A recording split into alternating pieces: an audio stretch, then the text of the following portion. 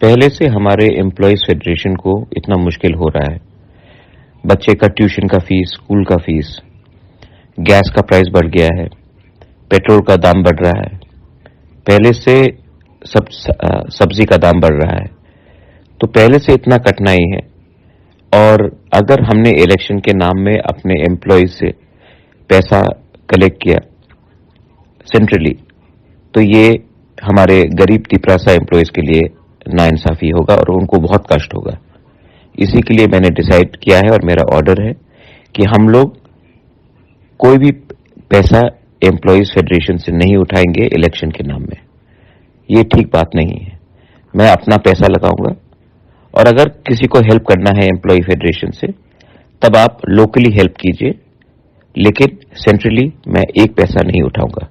یہ میرا آرڈر ہے اور اس کا عمل کیا جانا چاہیے. This is my clear instruction.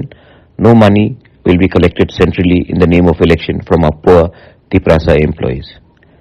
This is not right. If you want to help people locally, you're most welcome. But centrally, I will not take any money from my Tiprasa Employees Federation. Hum bhai, this is Bubakar.